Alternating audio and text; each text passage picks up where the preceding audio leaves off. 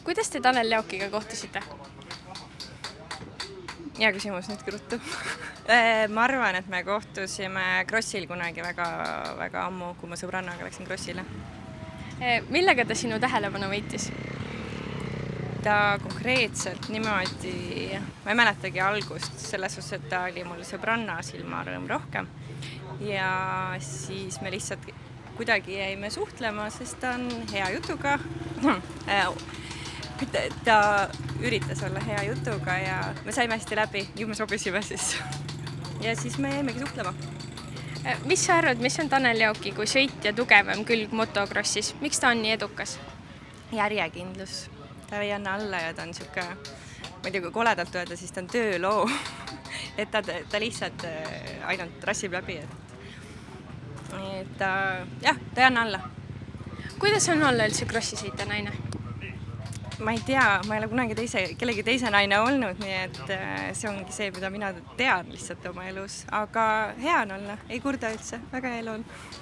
Millised näevad välja sinu päevad, kui on motokrossi võistlused? Need on hästi palju muutunud nüüd. Vanasti oli ikkagi hommikul varakult ülesse, raja äärde, siis on hommikutrenn. Mina hakkan juba lõunasööki tegema ja siis on vahepeal kiivripesud ja sõidud ja ta on hästi kiire ja toimekas päev, et väga siukest passimist ei ole. Ja nüüd on lihtsalt see, et mõnikord Tanel teeb natukene rohkem võrreldes minuga, selle võrra, et ta jooksub poiste juures ka, aga muus osas see osa ka ei ole muutunud, et nüüd ma lihtsalt pesen 1 kiivri asemel 3 kiivrit ja süüa teen ikkagi täpselt sõitude eelselt. Ja õhtu lõpus on rohkem riidetest ka. Sul seistab lisaks mehele ka 2 poega. Vahepeal on olnud ka võistlusi, kus sa oled pidanud ise nendega võistlemas käima, kui Tanel on olnud välismaal. Räägi, kuidas need päevad erinevad nii-öelda tavalisest motokrossi päevast, kui Tanel on kohal? Konkreetselt niimoodi ei erinegi. Ma võib-olla enam ei tee siis süüa neile seal. Ja kui mina näen enda võistluspäevade kõrvalt, et saab ilma putitamata terve päeva ilusti tsikliga ära, sest ma ei saa ka aru, mida need mehed kogu siklite ümber sebivad.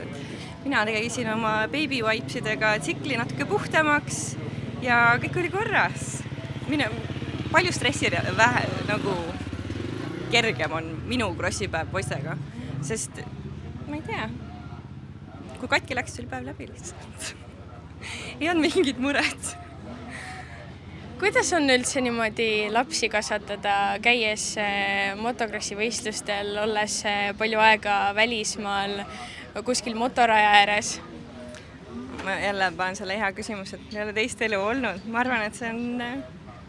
Kirjelda, natuke räägi. No lihtne selles suhtes, et võib-olla reisimise momendil pead rohkem planeerima aega ja kindlasti ajakulu on nagu suurem, aga muus osas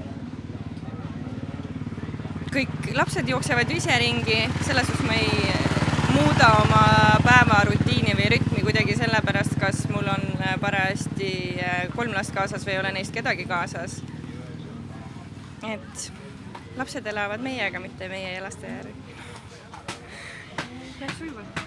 Millised on olnud kõige raskemad või keerulisemad hetked? Ilmselgelt ikkagi need, kui on kukkumised ja võt nendel päevadel küll on need lapsed nii-öelda takistus, aga siiani on alati keegi kõrvalt ikkagi need lapsed siis enda tiiva alla võtnud ja siis mina olen ikkagi saanud Taneli juurde minna, aga kui läheb vahepeal ka pingeliseks nendel hooaja lõppudel vanasti läks väga siukseks kogu aeg, et tema oli närvis ja siis olid kõik nagu kogu aeg pingelisemad ajad, aga nüüd, kus ta selles MM ei sõida, siis ta on ise ka tunduvalt rahulikum minu silmis. Ja nüüd on lastega närviline lihtsalt. Kui sul mees ja pojad lähevad sõitma, siis räägi, kas sa suudad säilitada külma närvi või mida ema süda ütleb? no ema Süüda Tanelit vaadates on suht rahulik, sellepärast et tema sõidustiili ma tean, ta on küllaltki mõistlik ja ta ei võta niisuguseid asjatuid riske. Küll aga mul pojad natukene niisugused, ma ei ütleks, et ebastabiilsemad, aga kohati äkilisemad ja kõige hullemad nad ongi, kui nad on kõrvuti üksteise vastas. Sest kui teiste sõitjatega nad on justkui, ma ei tea, natukene aukartlikud, siis vennale seal sisse sõita ei ole probleem. No trennides on nii, kui täna nad siin külje kõrval sõitsid, siis seda ma kõige rohkem kartsingi, et lihtsalt üks on vähe julgem ja surub ära, aga läksid puhtalt mööda. Nii. Sepsu pärast ütles, et ta oligi kiirem, ta pidigi mööda minema. See oli loogiline see hetk jälle. Aga aitäh ja edu!